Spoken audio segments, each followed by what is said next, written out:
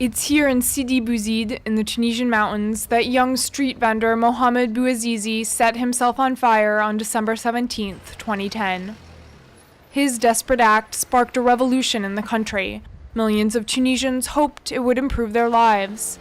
But today, 2 years after the uprising, few things have changed, says this 29-year-old who has a master's in multimedia but is still searching for work. I really hope that the people who participated in the revolution would benefit from it. The young, the jobless, the poor, etc. But we see that only people over 60 benefited from it.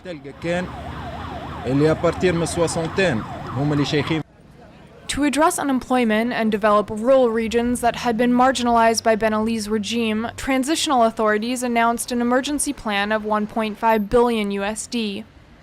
Its purpose is to create a dynamic private sector and produce job opportunities. But for now, feelings of frustration and exclusion endure.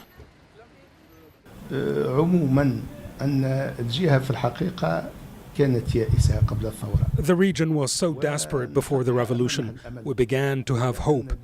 But we are desperate once again because nothing has changed. Investments and everything we dreamt about didn't happen.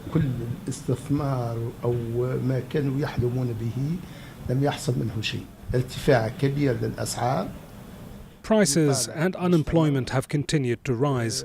There was some more aid for the unemployed. But that didn't really solve the problem, especially the social and economic issues.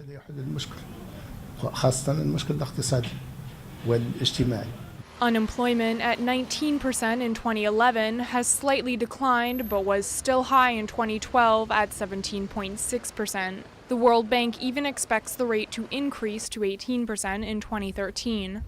Fitch recently downgraded Tunisia's debt rating by one notch, putting its debt in the speculative category. According to the US-based agency, quote-unquote, the country's economic and political transition is proving longer and more difficult than anticipated.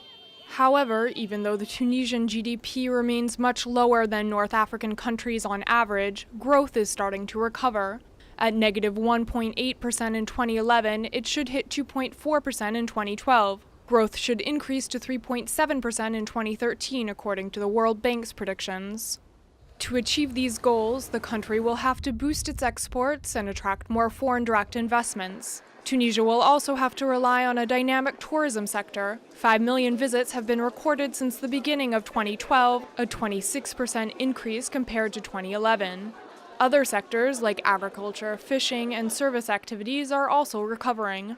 The country can also count on the continuing support of the international community. The World Bank recently granted Tunisia a 500 million USD loan. It's the World Bank's second loan since the revolution. The European Union and the African Development Bank have also allocated 700 million USD for the country. The objective of the aid is to improve business and financial sectors and increase transparency.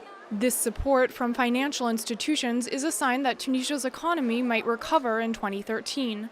But the government will first have to control public spending, reduce a trade deficit that keeps rising, and control an informal economy that represents around 30% of the GDP.